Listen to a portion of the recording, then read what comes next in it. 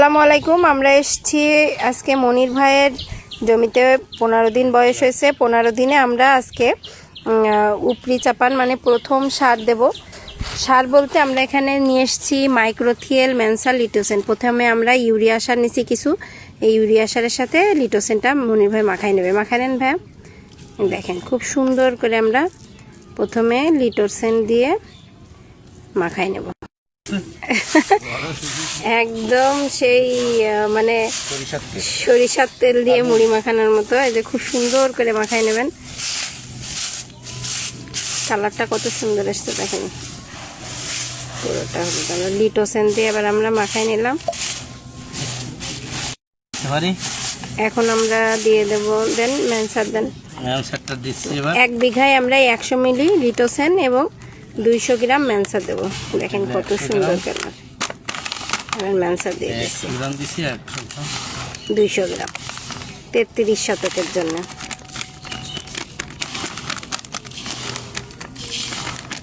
খুব সুন্দর করে আমরা এটা মাখাই নেব। আমরা খুব সুন্দর করে একসাথে মাখাই নেব। এখানে কিন্তু আমাদের মনির ভাইয়ের সাথে সাথে আমাদের আর এক ভাই আছে, যিনি আমাদের পরামর্শ নিয়ে মাখাচ্ছে। মানে উনি ওনার সারে দেবে বলে সব কিছু নিয়ে এসছে।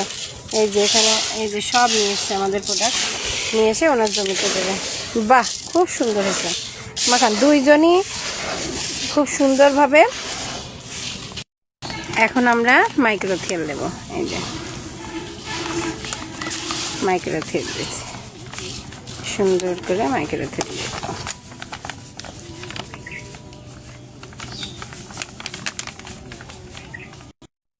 মাইক্রোথিয়েল দিয়ে আমাদের বোনা এই মাখানো হয়ে গেল।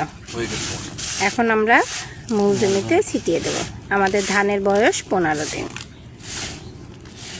আমাদের দেখা দেখি আমাদের এই ভাইও কিন্তু মেনসার প্রথমে লিটোসেন দিচ্ছে, তারপরে মেনসার দিচ্ছে, দিয়ে ভাইও তৈরি করে এনেছে। এখন আমরা মূল জমিতে ছিটাবো। আমাদের জমিতে পানি বেশি দিন থাকার কারণে আর একটু যাতে গাছটা ভালো হয়, তার জন্য আমরা এখানে 2 কেজি এসওপি সারও দিয়ে দিলাম।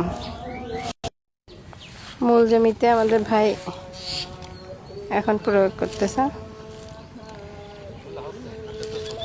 হ্যাঁ,